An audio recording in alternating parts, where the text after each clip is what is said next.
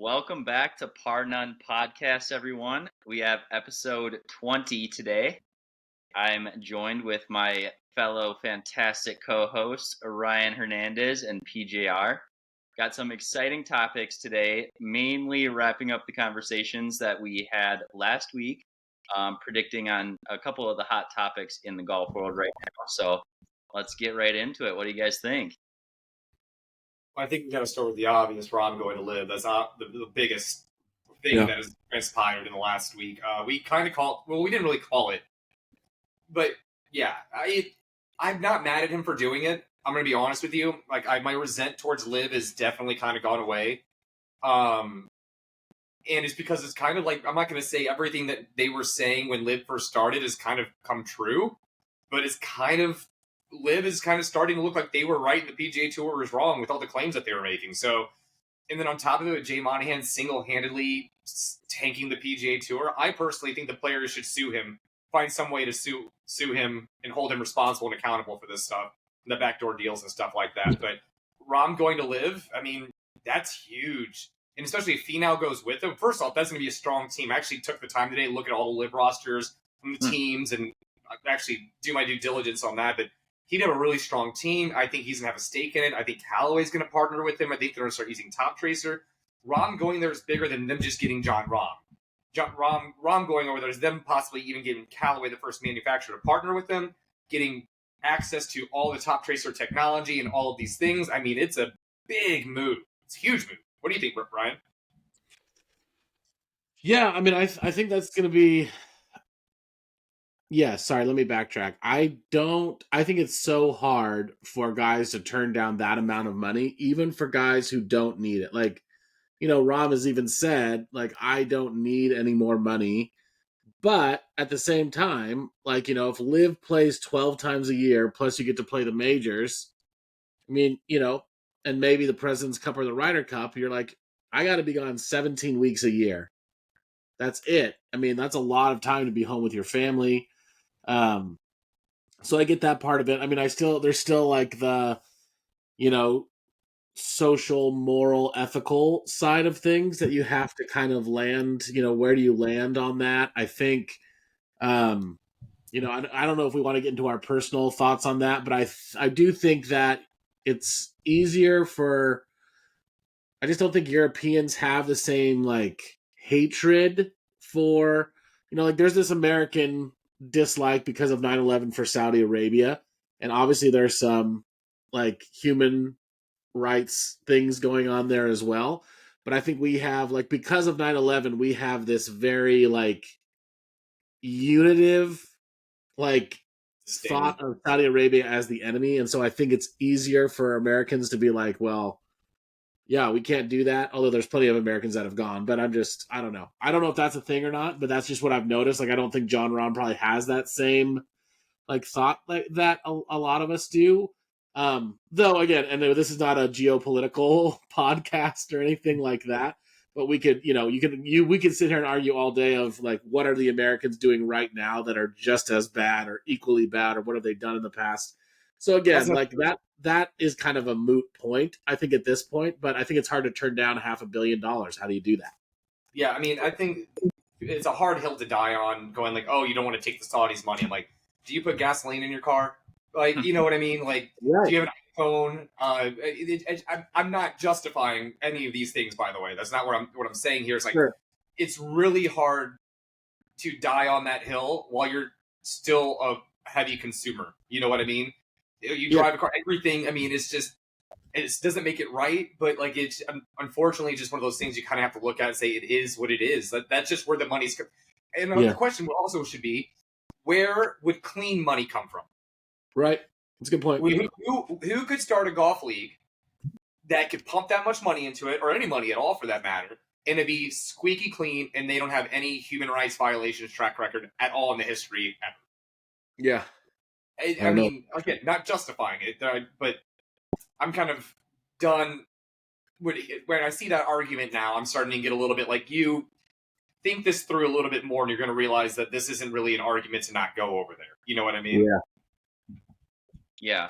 I definitely agree with that. Probably contradicting some of the statements that I made last week, but at this point, I think that it's smart, like for these guys that are kind of squeaking in before this December 31st deadline of when the merger deal is going to be finalized, or whatever they're going to do by December 31st. Whoever can kind of get into LIV now and get that big payday before it happens are probably the smart ones. I don't know who else is going to be able to squeak in. If they're probably, I mean, they're definitely not going to be as big of contracts as Rahm. I think that was one of the bigger sharks that they could have gotten. Is in the golf world, it was probably Rahm, Matsuyama, Scheffler. Like, I think Matsuyama probably had the biggest worldwide impact out of any player that was available from the PGA Tour, just because of his impact in Asia and pretty much everywhere across the world. But the Rahm move was huge. It almost makes me think that LIV doesn't want a deal to happen if they're still offering all this crazy money right before the deadline of this, whatever it's going to be by the end of the year. So it almost makes me think that they don't want to make the deal, just because there's so much money on the table there. It doesn't seem like it'd be worth it to them to hand that out. But it, like you said, PGR, everything that they said was going to happen has pretty much happened. So if they want a deal to happen, it probably will. And this big payday to Rahm was probably one of the chess moves that they were making. So it's going to be really interesting to see who else jumps and what that deal looks like at the end of the year. And it's just a big middle finger to the PGA Tour. And I part of me thinks that some of these moves are kind of spiteful. They're doing it deliberately because they know how to hit the PGA Tour where it hurts. I honestly do think that the PGA Tour and LIV probably don't really want the merger, but the PIF fund does. So where the money's coming from, the person, I think that, I can't remember his name right now. I think he wants it to happen. I guarantee you put Norman and Monahan in a room, there would be no merger. You know what I mean? I think this is purely happening between Monahan and the guy that's in charge of the PIF fund or whatever. I think that's what's up? Al Saror. That's it. Thank you. I think that's how this is happening. It's going to be interesting because I don't know. It seems like the PGA Tour and LIV don't want to coexist. And then they're going to be forced to coexist. I don't know how they're going to do that. Like, how are they going to map out a schedule? Because there are other elevated events in the PGA Tour that I feel like Rahm would want to play. Something like the Players. Like, I feel like, if you want to have a good PGA resume, and it seems like Rahm is very driven to have that, winning the Players is one of those events. You know what I mean? Like, it's like the fifth major. He wants to win that event. So is he still going to play in that as they merge? Like, are they going to play like a couple PGA Tour events and then just the majors? Like, the fact that Rory's changed his tune, basically saying like, oh well, the DP World Tours need to figure out the rules so Rahm can be on the Ryder Cup, which actually kind of pissed me off that Rory said it, because I'm not mad that he's changing his tone on the whole thing, but it kind of came off as like, oh well, it's not benefiting me. When it wasn't benefiting him, he was against it. But now that it could possibly benefit him, now he's more open to suggestion. You know what I mean? Which kind of comes off a little narcissistic, a little self-centered. Like, but I mean, I could have just been. It was a tweet or something like that. Like, obviously, there's no context. It could have not been that way at all. You know what I mean? Yeah, I think one of the things that I was thinking about, even with the Rahm contract, is like, I mean, look at the Shohei Ohtani contract that just came out. I mean, not a ton difference. Obviously, Ohtani's is for more years, but like, I mean, in baseball, they're going to pay a guy $700 million, and everybody's like, I mean, that's huge, but nobody, we're going to forget about it it's going to be out of the news cycle in a week's time. But it's just because golf hasn't seen this kind of money before being thrown around. And the PIF is honestly just like, it's basically an unlimited amount of money that they have to spend because it's trillions of dollars and just growing. So, and I do think, you brought up a good point about like LIV and PIF are different. I think people think they're the same thing, but I think PIF wants a lot more structure and a lot more coherence, whereas LIV doesn't. And I think the PIF is like, well, you have to put like a governor on this somehow. And I think that's why they want it, is they don't want to just be like, here's just like a bottomless pit of money that we're just going to keep feeding. because LIV right now is like not profitable, right? Like they're not making money. And I don't think anybody who runs the PIF is like, you know what we should do is just not make any money. Yeah. So I wonder if it'll be like, yeah, I wonder if it'll be like, like the company Procter and Gamble owns all these different brands. If that'll be kind of what we see of like an overarching umbrella company that owns or manages all these things with either Monahan or hopefully somebody else as CEO. And then like LIV will be a product of this bigger golf thing. And then the PGA Tour will be a product also owned by this umbrella. And then they'll come together kind of like, for the majors or for the Ryder Cup or whatever it is. I do agree with you that it was kind of chintzy on Rory's part to be like, oh, well, now that Rahm's not with us, I have to find a way to get him into the Ryder Cup. Yeah. But anyway. I mean, as far as Rahm going, so that's a big move. I think Finau, and the reason why I think Finau is going to go is because his answer when they asked him about it, he answered it the same way everyone answered that question last year. I'm not really thinking about it right now. I'm just trying to play golf today. That means I'm going. That's every golfer that's said that before jumped ship. I'm taking back my Cantlay comment because he is on the PGA board with Tiger in them. I don't see somebody that would be on the PGA board just quitting. I don't know. I just don't see it going that way. You know what I mean? I feel like he would have stepped down or something like that would have happened by now. I could be wrong on that, but I just don't see Cantlay going just for that fact there. I still have money on Xander because I know there was talks of Xander. I know Terrell Hatton's in talks. So right now, if you really want to stack the team, right now we have Rahm, Finau, and Hatton. Let's say this hypothetical based on the information that we have now. That leaves open one more spot. I mean, it could be the X-Man, dude. Like, he's been real quiet. No one's talking about him right now. That could be the big, like, oh shit. Like, he's jumped ship kind of thing. You know what I mean? They did have 2 people qualify for LIV. I don't know if you saw that in that qualifying tournament they had. It was a Swedish guy and a Japanese golfer. Oh. And I know that Martin Keimer's team has 2 openings on it. Keimer has Bland on his team and 2 question marks next to it. So I don't know if that's going to be the 2 new rookies. I don't know if this means there's a couple other spots where they could bring other people in. I mean, we're just dropping PGA Tour names. We're not talking about DP World Tour guys that are jumping over. Yeah. So I mean, that's where I'm at on now. Who do you think's jumping next? Brady.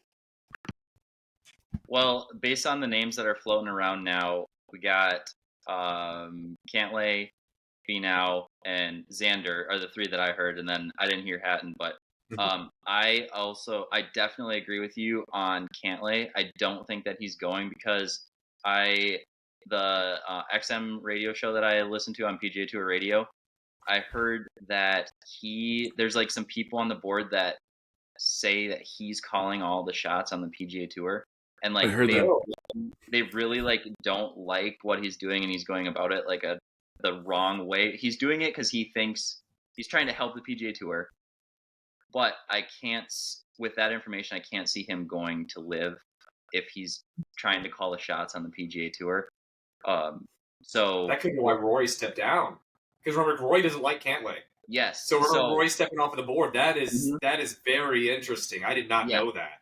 Yeah, when I heard that, I thought the same thing. I said, okay, that really makes sense why Rory decided to step back, because after the quandary that they had at the Ryder Cup, it seems like Rory wouldn't want to be on the same team as Cantlay in any way. So stepping down from the board just because it probably was way too much stress. He straight up called Cantlay a dick. He's like, I really like LeCompte, so he started catting for that dick.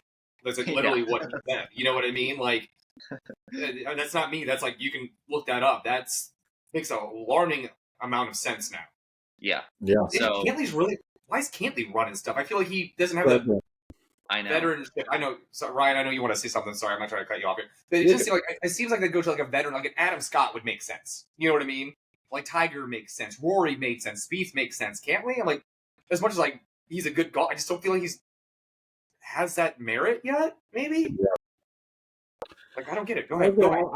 I was just going to ask, do you have any more details on that? Because I saw that report too.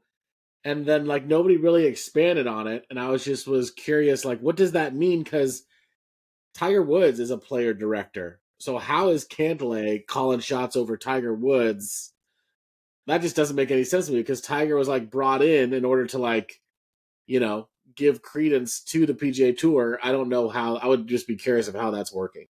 Yeah, I wish that I remember what show it was on the radio because I always just have it on in the background. I don't remember who talked about it, but they said how the board used to be structured was that just like a bunch of people who had a lot of experience in golf and business wanted to better the game, and they were all part of the board. And since then, it's kind of turned into more of a money thing where you got all these CEOs and venture capitalist guys that are on the board, and it's more of a money deal.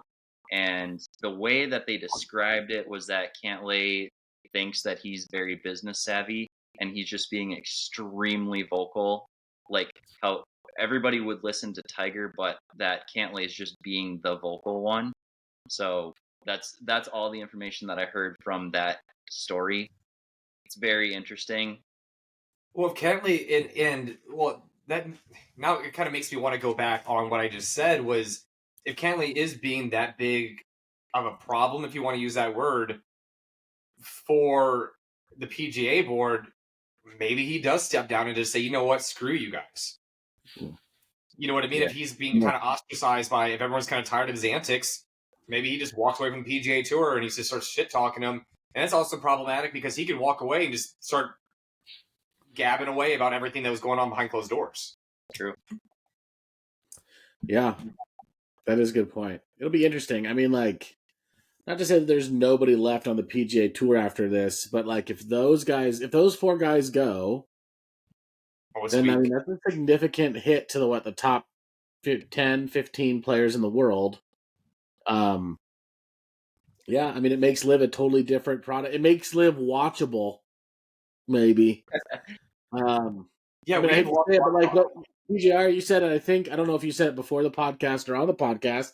It's like I'm actually going to have to watch now. Like if Jon Rahm makes it a product that you want to see, like I want to see Jon Rahm play golf. I want to see, I mean, Terrell Hatton's entertaining. I mean, Cantlay and Schauffele, regardless if they're not the most charismatic guys in there, like they're good golfers. Like I want to watch good golf, and if more guys are going to go over there, like it's hard to justify not watching it from a player talent perspective. DJ's already over there, Brooks is over there, Bryson, Yeah, I was gonna say right now, I mean, like them or not, the people that are on LIV, they were more or less the celebrities of the PGA Tour. DJ, Brooks, Bryson, everyone, the people that drew fans in that they wanted to see those big players. You know what I mean? Like, well, I'm not saying necessarily, but I'm just saying in general that the household names that everybody knew from the PGA Tour, they're not all on the PGA Tour anymore. Like right now, we have Tiger, we have Rory, we have Scheffler. Homa's all right. We have JT and Spieth, but like none of these, other than Scheffler, none of them are overly relevant at the time. You know what I mean? They're not doing it. JT was in a bit of a slump. Spieth is God only. He could take a 7 on one hole and eagle the next. You don't know what he's ever going to do. You know what I mean? It's just PGA Tour is honestly looking weak compared to the LIV roster. You know what I mean? As far as entertainment goes, it's looking weak because Bryson. Bryson, love him or hate him, he was entertaining. Brooks, he made PGA Tour entertainment. Phil made PGA Tour entertaining. DJ made it entertaining. Rahm makes it entertaining. Hatton's very entertaining. The PGA Tour is starting to look really freaking lame, to be honest with you. Did you think that before Rahm signed? Because we didn't talk about that last week. Did you think that last week? I mean, I think Rahm's a game-changing name. Yeah. Game-changing name for sure. I mean, I think... Sorry, Pete, I didn't mean to interrupt you, but I think when you put a guy of that caliber who... I wouldn't say he's a polarizing figure, but he is a figure in golf that moves the needle. He's a Rory. I mean, nobody's at Tiger's level, but, if Rahm's name's at the top of the leaderboard, I'm more inclined to tune in if he's playing well. So, yeah, I think he totally changes the game. I think LIV needed a name like that because even DJ and Brooks, because of Brooks coming off the injury and DJ just being DJ, I think their most popular person was Phil, even though right before all that happened, he kind of went down. But, I mean, historically, he's the most popular player on LIV as far as drawing crowds and drawing popularity. So they needed a Rahm like name, and they got it. I feel like the scales were relatively balanced until Rahm. Losing Rahm, like the scales were kind of doing one of these. Then we lost Rahm, and it just you know what I mean. And the fact that he's getting his own team, it's not like he's going to go play for somebody else. That means it went down, and it's only going to keep. As if we lose Finau too. Finau's a great personality in the PGA Tour. He's fun to watch, and you lose him. Kidding me? Like Finau surprises me really like a crazy amount.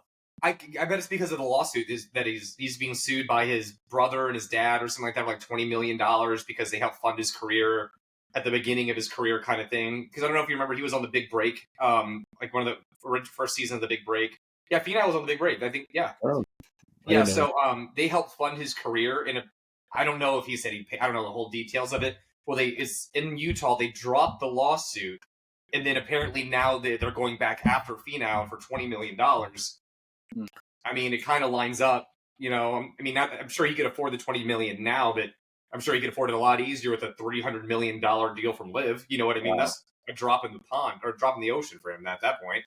Yeah, and another interesting thing about the Rahm deal is that they never disclosed like the information about exactly how much money he got, but that when he was going through negotiations, he didn't like the format that LIV was playing at. So if not only they get Rahm, but they also improve the format and make it more entertaining and more watchable that way. Now they have a better product as in the players. They have a better product as in the format of the actual tournament. So yeah, the whole Rahm signing, not only just getting him, but actually changing the format of the tournaments, if that happens, is going to be huge for them too. Which could lead to world ranking points. Yes. Yeah, if they change the format, it changes absolutely everything. And I hate to say, I was never really rooting for Bryson. I never really rooted for Koepka. DJ, I had no issue with, but there's nobody who lived that I was like, man, like I was pulling for you, dude. Like I like Rahm. I'm rooting for Rahm. So now I get to see Rahm. So right now, the way I see it is Rahm's over at LIV playing against golfers that I never necessarily rooted for that much. I want to see Rahm win. I want to see if Rahm can go over to LIV. It's almost like PGA Tour represent, like go over there and dominate. You know, I want to see him do that now. Like that's an actual thought in my head where I never had that with LIV. I didn't care who won before. But Rahm being there, you kind of start going, man, I want to see you beat Bryson. You know what I mean? Like if Bryson's team is good, like I started like really thinking about the LIV Golf thing and looking at the teams the last week because the whole Rahm thing going on, like trying to see if like trying to take my biases and my emotions out of the whole thing. You know what I mean? Like, could I get into this? And I started thinking about it a little bit. Like I'm starting to understand a little bit of the appeal and what they're doing. Like Brooks was talking about, like I always want to be like a team leader, like I have my own team and do all these things. It is an interesting thing for golf. It absolutely is. It's just now with Rahm there is like I'm rooting for you, dude. Like I don't have any bad feelings towards the guy. So now he's there, and it's not like I'm going to completely not watch Jon Rahm play golf for a year. Are you joking? Like, could you bring yourself not to watch Rahm play golf for a year? Being a golf fanatic, I couldn't do it. You know what I mean? Yeah. Not with you. I totally agree. And I think the other thing too for me is that I think there was a lot of, I think for me, for the LIV thing, there was still a lot of like, yeah, these guys are playing against each other, but are they really up to the caliber of the PGA Tour as far as like, I don't know, are they just like, is it just a hit and giggle thing? Although the majors proved that the LIV golfers could still hang. Yeah. But I think now with Rahm in the mix, like I don't see Rahm as a guy who's not going to work on his game, not going to practice, not going to work out or anything like that.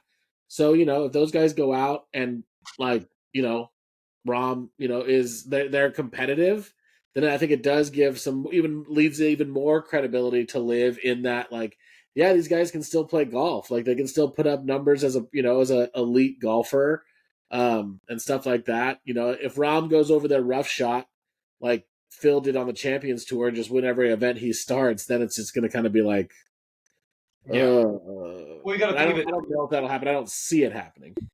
With the team format, you got to think about it as like, you're going to practice and you're going to work out, because if you don't, it's kind of like Matthew Wolff, you're going to let your team down. You know what I mean? With golf was it is very much an individual sport. And if you go out there and play bad, it's on you, but you don't really have a negative impact on other people when you play bad. Yeah. Now you do. And that is an interesting thing that I never really took into consideration. Like, you go out there and play bad, you just let your team down. You know what I mean? They take the best 3 scores out of the 4 for the team event too. So every team is only 4 players. They take the individual and the team. The team is based off the top 3 scores. So you have one player, if they completely shit the bed, it's okay. But you don't want to be the guy letting your team down. You know what I mean? You don't want to do that. So you could make an argument. These guys are actually could be working harder. You know what I mean? I think that's why the LIV guys looked so sharp in the majors. Like they looked really good in the majors, which I did not anticipate that at all. And that tells you better than in previous years, arguably too. You know what I mean? So you make an argument that maybe they're working harder than the guys on the PGA Tour because they have a lot more on their shoulders than just their own game and their own legacy. You know what I mean? They have a negative impact on other players and other people when they don't perform. Or they can get traded. Or they can get dropped from the team and not get re-signed with LIV. You know, there's a lot of things they can lose, you know? So the more thought I put into this, I'm definitely eating my words, but I'll be the first one to take accountability, admit that I was wrong. You know, so I'll say this, and I never thought I'd say this. I will watch some LIV events this year. I gotta see what this is about. I gotta do it. Sorry, with Rahm over there, I can't not watch it. And honestly, going down the stretch, if you have Rahm, Bryson, and DJ duking it out, especially after that Rahm and DJ battle that they had years ago, remember that when they're drained at the I can't remember the name of the event. You remember when like Rahm drained that really long putt on the playoff hole, and then DJ did it right on top of him. That was just awesome. Yeah, yeah. You know, was it Farmers? It could have been. I don't remember. It was. I don't remember, but like if you could get those 3 going down the stretch. Yeah, I do remember it. Yeah. Yeah, you have those 3 going down the stretch, duking it out. Like that's good golf, LIV or not. You know what I mean? And it's even more interesting because they're not even playing the same hole. One guy ends on a par 3, one guy ends on a par 5. Like, it's like, oh, what's going to happen? Like, I'm starting to understand a little bit of like why it's so cool. Now, traditional golf is where my heart will always be, but I think it's going to be entertaining, especially if they get the deal with Callaway and they do the top tracer and they get better technology and they're able to stream it better. Then, yeah, I'm going to watch LIV this year. It's happening. Okay, I need proof before I can say all that. I still think it's going to be a hit and giggle thing. I will give it a chance because I think that they're going to try. They need to improve it, otherwise it's going to tank. So I think that they're going to try to improve it, but I still think that it's kind of just like a clown show. Like everybody's in it for the money. And the reason why I say, well, the Pat Perez thing, how he was on the winning team like every week and his score never counted. That just like, I'm sure that there are guys that care more about their score when they're on a team. They don't want to let other players down. There's definitely guys out there that don't care because their team is carrying them. So for sure. Yeah. I think it depends on the player. Yeah. Ideally, in a perfect world, right, you're going to try harder because you're on a team. I don't know that that's the case for LIV. I am going to give it a chance this year with all the potential changes happening, but I still have a lot of doubts. Yeah. I know that actually he's gone to a Ryder Cup and he went to a LIV Golf event. He's like going to LIV Golf and then it's like going to the Ryder Cup. And so the thing that interests me there is the thing you love at the Ryder Cup is the emotion, the just how hyped up and how jacked up they get going down the stretch and these matches get tight and all this other stuff. We don't see that a whole lot on the PGA Tour. They're very reserved and they hold it all in until like that last moment kind of thing. You gotta give me like a baby Ryder Cup like once every month or something like that. Like it's that energy is very intoxicating. It's very addicting. You know what I mean? So if it really is somewhat like that, then it's going to be at the very least entertaining. Yeah. We are singing a different tune than we were at the very beginning of this podcast, by the way. Like with the very first episode of this podcast, we were just like, F LIV, like it's the worst thing. It won't last. We won't watch it. It's a clown show. It's a blah, blah, blah. And now we are all, I think we're all having to eat our words a little bit because we're just like, could work. I don't think Rahm would join a clown show, though. That's the thing. Like, I can see Bryson doing it. Phil all day. He's a clown as far as I'm concerned. But Rahm, I don't see Rahm going to do something that would not be competitive and didn't matter in some way, shape, or form. Because he's such a competitor, dude. He's just, you can just see it in him. He's a born and bred, just competitive athlete. And I don't see someone you can't give that up. That's not something you can turn off. So I don't see him going over there if he didn't feel like it had that competitive element. And that was personally my shift. You know what I mean? Because he's a very hungry golfer. He says he wants to win more tournaments than Tiger, and he wants to do all of these things. Like, if he's going to LIV and he still wants to do those things, that tells me that there's probably more to it than I probably gave it credit for. Yeah. Yeah, it'll be interesting to see what happens for sure now. All right. Any closing thoughts on this LIV stuff before we go to another topic? That's all It's I gonna be got. a really interesting year. Yeah. Do you guys know my last question? Okay, so 2 questions. One, do you guys, is it streaming on YouTube or is it still on the CW or is it both, or do you know how it's going to air?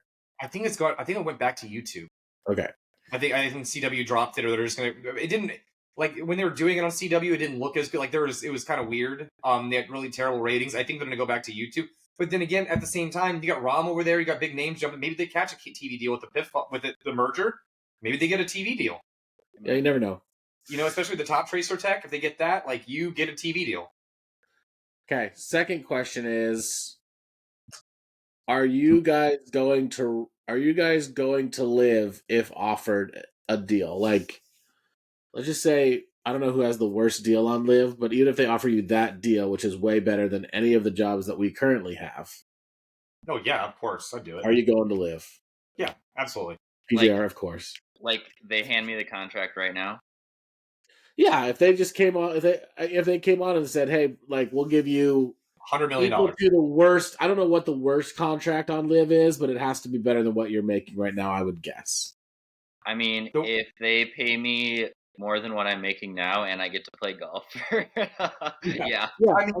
I mean, the worst contract on LIV is still more money than I'll probably ever make in my entire life. Yeah, I was thinking that same thing. So yeah, okay, fair enough. I was just curious where your head's at, because we do talk. Sometimes we're just like, yeah, I don't know, blah blah blah, but then we're all just like, yeah, we'd go. Oh yeah, no, I've said it from day one. I understand why people went for the money. I can't. Somebody puts $100 million in front of you and tells you don't have to work as much. Yeah. Turn down. Yeah, and you get to wear shorts. You gotta wear shoes though, PJ. I don't think there are any shoeless LIV players. Oh, dude, I want a shoeless golfer. This needs to happen. I need to figure out the actual rules when it comes to barefoot golf. Some people find it disgusting. It drives me like your feet. It's actually golf courses around the area have updated their website and started putting rules like you have to wear shoes here. And I think one of them was me, because one guy said something to me one day. Another golfer was like, "Oh, that's nice. You're not wearing shoes." I'm like, "Do you want to play for money?" What? I'm like, do you want to play for money? No. Well, then I don't want to hear it. You know what I mean? If you can beat me, I have no issue. But if you can't beat me, don't say anything about the way I look, what I'm wearing, what I'm listening to. Zip it. Because if I can play barefoot listening to metal deathcore music and look like a hobo with the long hair and beard and stuff like that and beat you, then you have shoes. You don't have any of those things. Get over yourself. You can change shoes every hole. I don't care. Bring it on. That's hilarious. I'm just saying, I think you have to wear them on LIV. Good grief. I didn't mean for this to be a soapbox thing. Oh, I will die on this hill. Fair enough. All right. Well, more LIV to come as we see what happens there for sure. Okay, so PNC this week, we get to see Tiger on TV again. So we'll obviously all be watching that. I'm more excited to see Charlie. Fair enough. I'm more excited to see Tiger. I don't really get that excited. A lot of people are like on the Charlie train. I only like Charlie because Tiger's always there. So, like, if you got Charlie Woods news, Tiger's there. So, I think it could be exciting, but I don't think he's ever going to be what Tiger Woods was to us. Not to us, but there is a obviously very small possibility that we have a front row seat to watching this kid being the next biggest thing in golf. That would be. Do you think it'll happen? I don't. What'd you say, Brady? Sorry, I didn't hear what you said. That'd be unbelievable if that happened. When Tiger, you can't compare anybody to Tiger, but there's like so much pressure on him. I know that Tiger doesn't put the pressure on him, but like all the eyes and everything on him, it would be tough to be in his spot.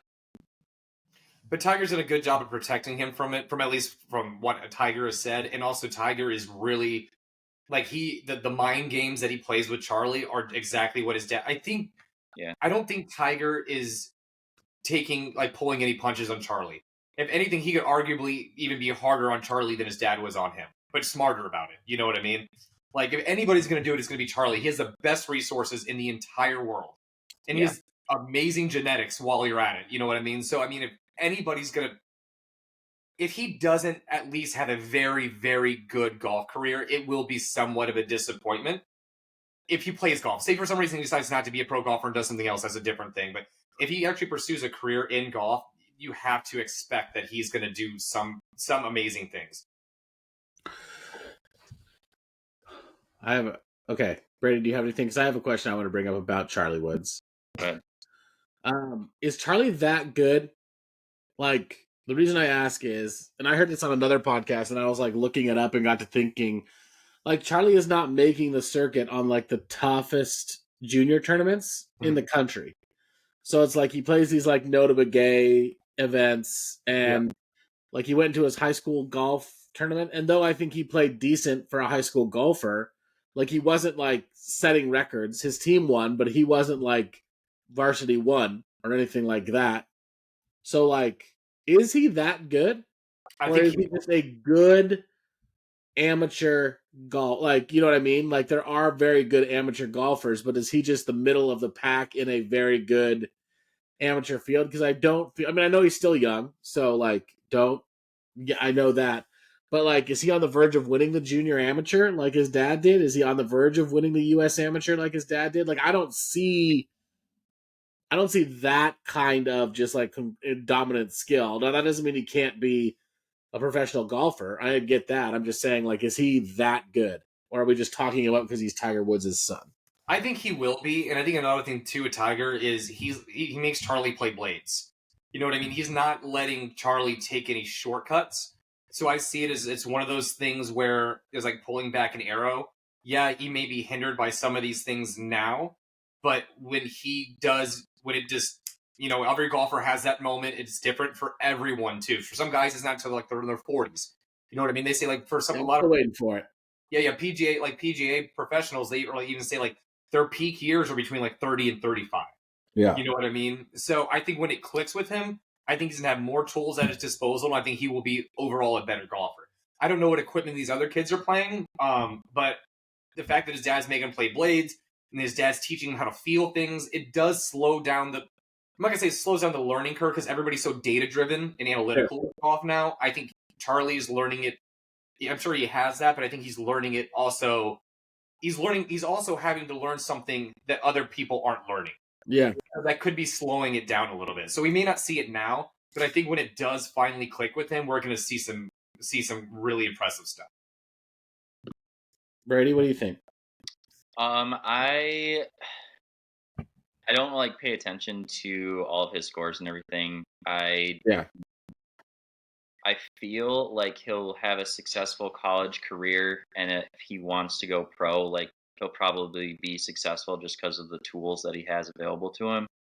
But like listening to what's going on and the people that are paying, it doesn't seem like he's like the superstar. He's just good.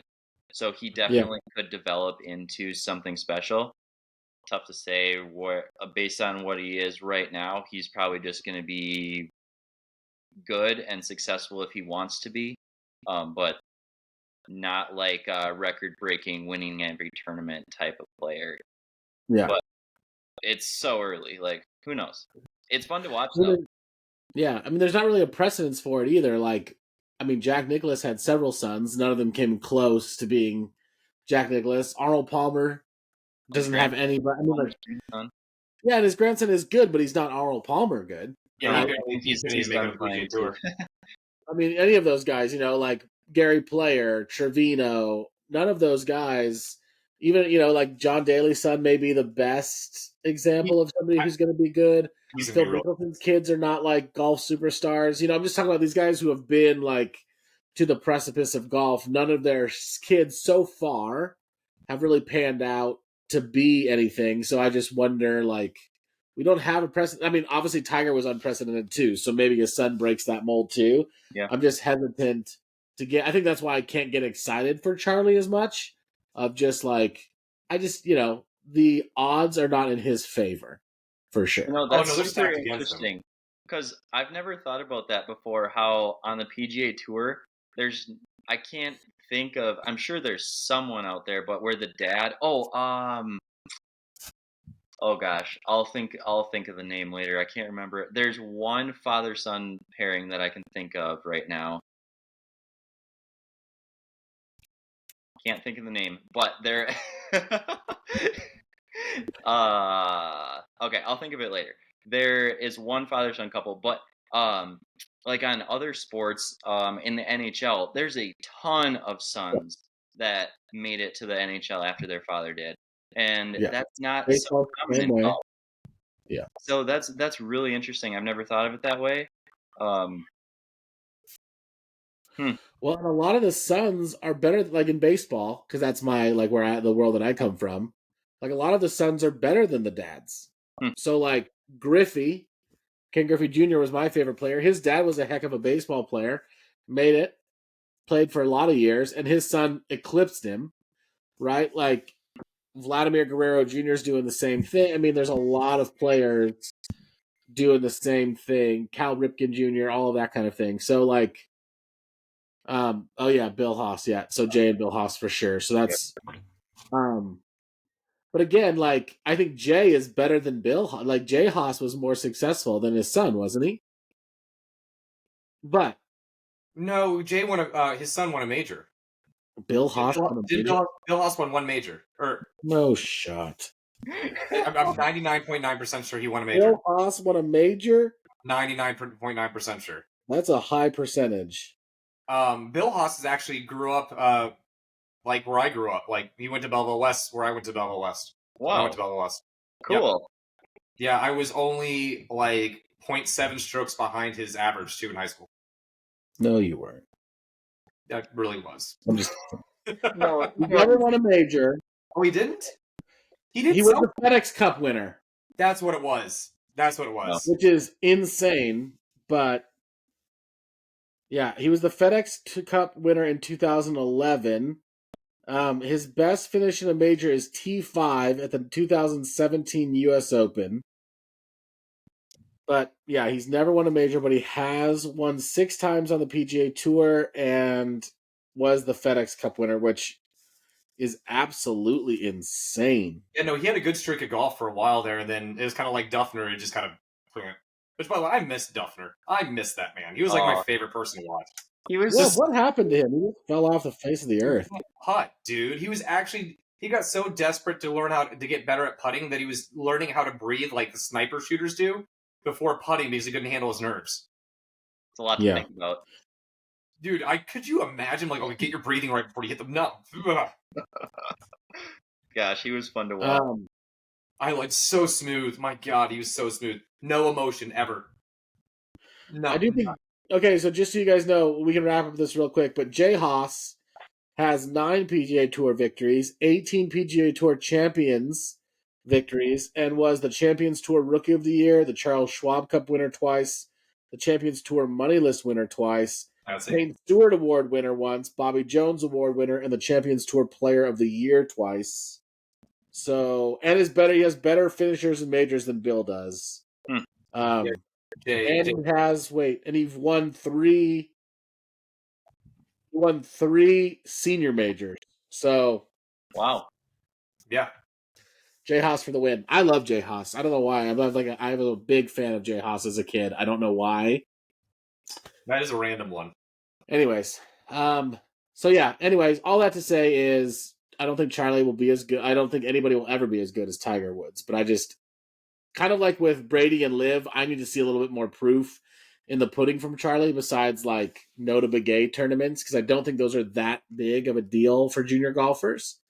But anyways, yeah. So, Brady, you have a new segment for us that you're going to talk about. So, speaking of that, parent-child duos, with the PNC, we're going to kick off a new segment going forward. So, every episode, each of us is going to pick a winner for the PGA Tour tournament coming up. And then we're going to keep track for the full 2024 season. And whoever has the most points, most winners picked at the end of the season wins the Par None Pick'ems Challenge. We got to figure out what the win is. Like, what do you get for that? We need to get a trophy that looks like the Parnon logo. There we go. All right, so we get a trophy. And I expect a hefty cash prize. Well, this is I expect it as if he's going to win it. You can pay yourself, Ryan. That's rude. See, none of us get it right. Is it like whoever had the highest finish then? Does that like dictate who won that week? Or I think we'll go winners only. So we might have weeks where whoever has the most winning picks at the end of the year. Okay. I will talk a big game, and much like fantasy football, I will probably finish dead last. But I'm down to go. I'm down to play. Okay, I think we're all going to pick the same team. Yeah, well, I mean, let me just look at this field right now, but I don't think there's any way that I'm going to bet against Tiger and Charlie. Daly and his boy could do it. But I'm going Charlie and Tiger Woods. Oh, that was the other thing, Brady. Can we, like, let's just say we all pick Tiger Woods to win a tournament. Does that mean, can we pick the same player, or do we have to pick different players, or do we all just get a point that week? Well, I say we all get a point because I find it unfair. Like, if we can't pick the same, it's like all of a sudden, like, oh, well, someone goes first, like, oh, well, I have to pick someone I don't think is going to win, or I don't know. We all get a point then. Yeah, we can pick the same. Yeah. Then we would whoever picks them gets points if they win. Yeah, so I'm going to go with Charlie and Tiger. That's my pick. Even though VJ and I think his son won it last year, but I'm still going to go Charlie and Tiger. Okay, who you got, PGR? I have Charlie and Tiger. Tiger looked great at the Hero World Challenge. You played really well. Some of the rust fell off. He will be in good company. He'll be playing with JT and his dad. He's playing with his son. He has the comfort there. I'm curious if he's going to walk or be in a cart. I'm not going to lie. But he takes a cart.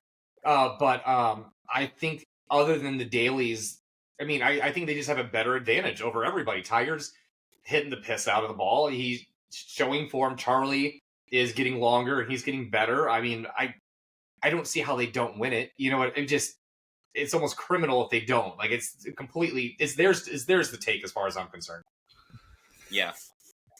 It'll be interesting to see what tee they put Charlie at this year, because I think he had a huge advantage last year because he was young and bombing it, and now that he's in high school and still bombing it, like, do they adjust and move him back a little bit? Because I think they were taking his drive on, like, Tiger didn't even hit sometimes because Charlie would go first, and if he hit the fairway, there's no way Tiger could get it past him with that tee advantage. So that part will be interesting.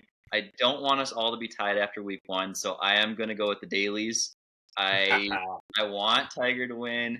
I think that dailies are going to be the best challenge for them. I've been watching some of the good videos, and Lil Jon is hitting the crap out of the ball. So I think it's going to be super fun. I love watching this tournament, watching those kids, and kind of seeing like how the reels after how Charlie and Tiger have all these same mannerisms, and a lot of the other kids do of their parents. So it's really, really cool to see. It's always a really fun tournament to watch. So super pumped. So we got Ryan with Woods, PGR with Woods, and myself with the dailies. Can we just talk about how Bernhard Longer and his son Jason have won this thing 4 times? That's insane. Longer, he's starting to lose his game a little bit, though. His age is starting to catch up with him. Well, he's still 66 years old. Like, give him a break. No, he's still playing great golf, and I think the years of him winning this tournament are probably behind him, is what I mean by that. Probably, but still impressive. Like, yeah. What? Dude's a legend. Anyways. Crazy. All right. Cool. So, ETR and I will have a point after week 1. Brady will be down. Watch Brady get that damn point, dude. I'm going to be so pissed. I bet. Well, what if Annika and her son just take it down? Are they in it this year? Yeah. Oh, they are? Nice. That'd be so funny. It's not going to happen, but. Never know. You never know. That's true. Anything else? Final parting words? No. It's going to be an interesting week in golf. We're probably going to get more LIV announcements. I have a feeling we're having material for the entire year, so that's a little bit of a stress reliever here for me, honestly. Instead of like, what are we going to talk about this week? I think there's going to be plenty of drama this year in golf, so, yep. You guys playing any golf? You guys are probably a little cold, but... I've just been hitting golf balls in my garage. I've been sending you videos, you know. I do know that. I played the day after we talked for the first time. 78. How's the knee? The knee hurts all the time, but I'm just toughing through it. Like, I just tape it up with like KT tape and, just whatever. If I ever got healthy, I think I'd be a pretty good golfer. So I'm back at it tomorrow. We're going to go back out tomorrow and see what kind of damage we can do to the old tendons. Nice. I figure if it's going to hurt, I might as well play golf because it hurts anyways. Like, I redid my like desk in here or my office in here for 2 days, and like it hurt so bad waking up like the third day, and I was like, well, I might as well just play golf if it's going to hurt anyway. Mm-hmm. No, I agree with that. So whatever. Then I'll just play on it until it just like can't, and then I'll just get it cleaned out. Thank God for modern medicine. Anyway. All right, fellas. I think that's it, right? Anybody else? No, that's it. Perfect. Have a great evening and week. Thank you, everyone, for listening. Make sure to do all the things. Like, subscribe, follow. I'm PJR Scratch Golf. This is Ryan Hernandez Golf. And Brady, is your golf sicko, or is it Brady Fall? Golf expert. Get it right. Okay, got it. You all are wearing our sick merch, by the way. Look at these hats. I don't know. We may not be the most listened to podcast, but we definitely have the sweetest, just like gear logos of any podcast. So we try our best. Buy our merch. Yeah, we actually all have websites, so we have a lot of websites. We have a lot of stuff. We don't have a lot of people buying it, but that means there's plethora for you guys to choose from. We're not sold out of any merch right now. None of our models are sold out. We're still. We don't have any par none merch, shockingly enough. So maybe we should work on that. But yeah, no, that was a great idea.